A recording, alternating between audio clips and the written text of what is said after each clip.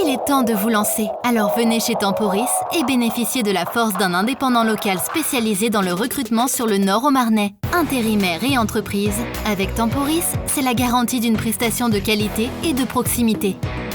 Choisir l'humain au cœur de nos préoccupations, c'est satisfaire vos ambitions pour une meilleure évolution. Temporis, l'emploi nouvelle génération.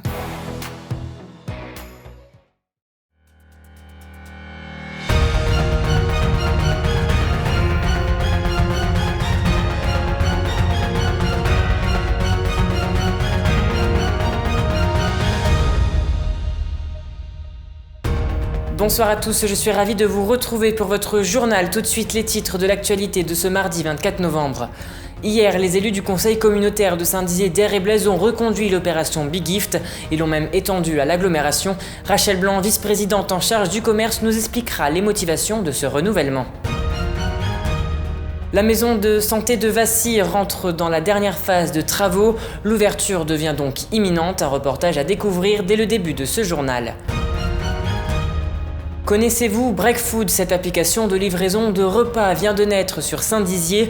Nous sommes allés à la rencontre de ce jeune porteur de projet, à suivre dans un instant. Comme chaque soir, nous faisons un point sur les données sanitaires, mais les taux d'incidence et de positivité ne sont pas encore stabilisés pour vous les communiquer à l'heure de la réalisation de ce journal. Je vous propose donc de faire un point sur les hospitalisations. 2684 personnes du Grand Est sont hospitalisées et 353 en réanimation. Si l'on zoome sur nos départements, en Marne, 225 personnes sont hospitalisées pour la Covid-19 et 44 ont intégré le service de réanimation. En Haute-Marne, 137 patients sont hospitalisés et on compte 9 patients en réanimation. Du côté de la Meuse, 62 personnes sont hospitalisées et 9 en réanimation. Et enfin, depuis 24 heures dans le Grand Est, 75 personnes ont pu rentrer chez elles et 46 sont décédées du virus. Tout autre chose à présent, puisqu'hier se tenait le conseil communautaire de l'agglomération Saint-Dizier d'Air et Blaise. À l'ordre du jour, le renouvellement de l'opération Big Gift. La mise en place de ce dispositif avait connu un succès au lendemain du premier confinement, mais il était mis en place que pour la ville de Saint-Dizier. Mais cette fois-ci, il sera étendu à toute l'agglomération. Ainsi, il sera possible de générer des chèques cadeaux auprès de tous les commerçants du nord du département. Au total, 200 000 euros ont été débloqués pour ce renouvellement. On écoute tout de suite Rachel Blanc, vice-présidente en charge du commerce, au micro de Manon de Fontis. La dynamique d'un centre-ville et d'un territoire comme le nôtre, pas seulement d'un centre-ville d'ailleurs, de l'ensemble du territoire, elle passe par la présence des commerçants. Et un territoire attractif, c'est avoir une offre commerciale qui soit la plus large possible. Et donc soutenir nos commerces, c'est vraiment indispensable pour une ville comme Saint-Dizier, de taille moyenne, où très franchement, réussir à avoir une offre la plus dense possible, non pas en concurrence avec les villes de Nancy et Reims, mais voilà, une vraie offre qui corresponde à notre territoire et à nos besoins, c'est vraiment majeur. À Vassy, une maison médicale est en travaux. C'est d'ailleurs la dernière ligne droite, puisqu'elle devrait ouvrir ses portes bientôt, au cours de la première semaine de janvier 2021. Mais avec la crise sanitaire, ces derniers ont pris du retard, mais la municipalité espère tout de même une ouverture prochaine. Regardez ce reportage de Nargis Boussaïd. Un important changement d'ordre médical voit le jour dans les rues de Vassy, une maison de santé qui se concrétise enfin. Place Marie-Stuart, près de l'hôtel de ville, un ancien bâtiment a été complètement rénové pour accueillir à terme un grand nombre de professionnels de santé. Alors, il s'agit de regrouper les professionnels de santé qui sont actuellement disséminés sur le territoire dans des locaux qui n'étaient plus nécessairement aux normes handicapées, etc. Interrompu en raison de la crise sanitaire, les travaux ont pu redémarrer il y a quelques mois. Le chantier a certes été ralenti mais non pas stoppé. En effet, l'édifice nécessite encore de quelques finitions avant de pouvoir recevoir le personnel soignant ainsi que ses patients. On est au niveau des travaux de peinture, il y a la pose des carrelages, des sols souples, etc. Donc ça prend vraiment forme. Quand on a quelque chose avec juste du placo et puis des tuyaux un petit peu dans tous les sens, ça donne pas forcément une image. Voilà. Une fois que les tuyaux sont planqués derrière les jolis plafonds, ça donne déjà plus une idée de ce que ça sera une fois terminé. Un investissement justifié selon la directrice générale qui perçoit cette structure comme un réel atout pour le village. Maintenant, Vassy, c'est une petite ville.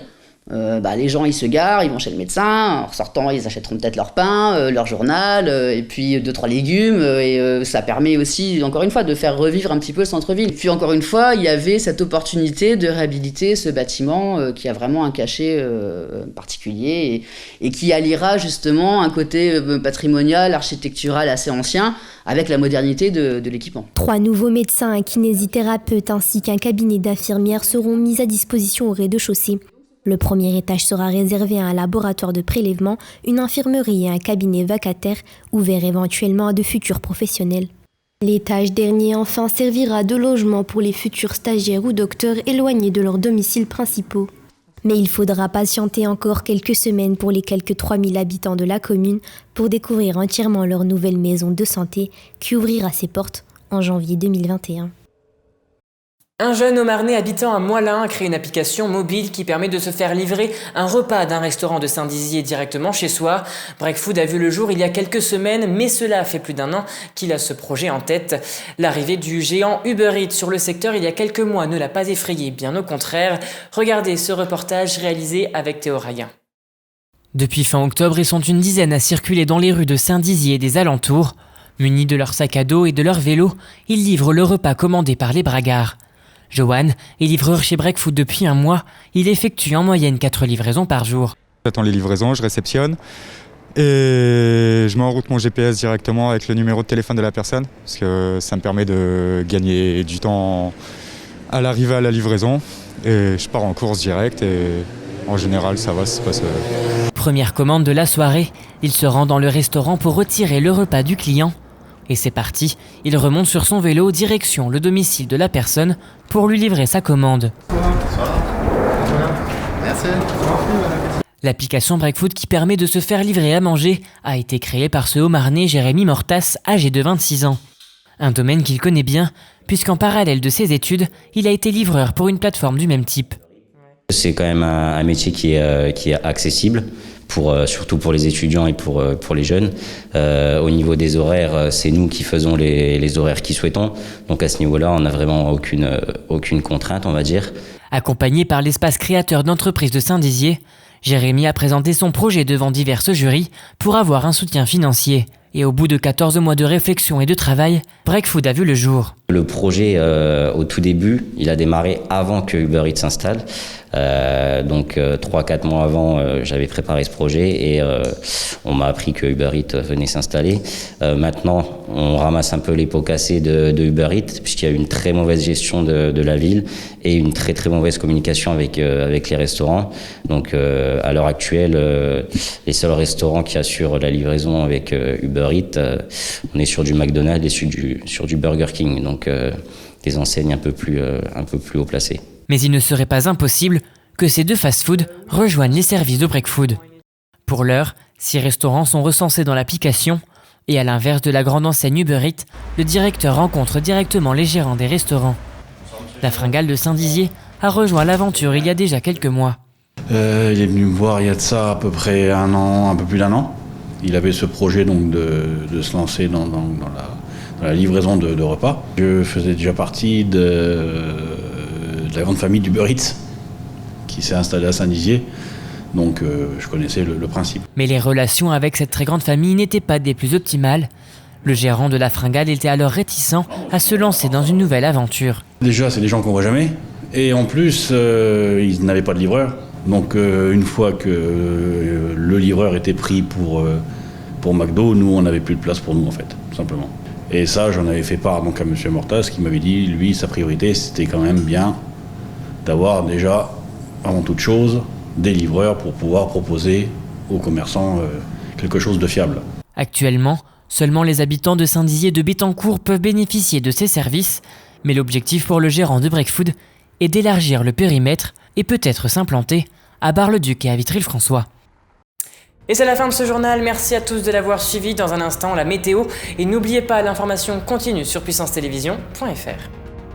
toute l'actualité qui vous concerne. À voir ou à revoir dès maintenant sur puissancetélévision.fr et sur notre application mobile. Pour vos portails et garde-corps, faites le choix de Finalu Clos 2000. Votre spécialiste depuis plus de 25 ans en zone artisanale de la tannerie à Ancerville. Contactez-nous pour vos études et rénovations 03 29 75 22 25 ou sur clos2000.fr. Ouvert du lundi au vendredi et le samedi sur rendez-vous.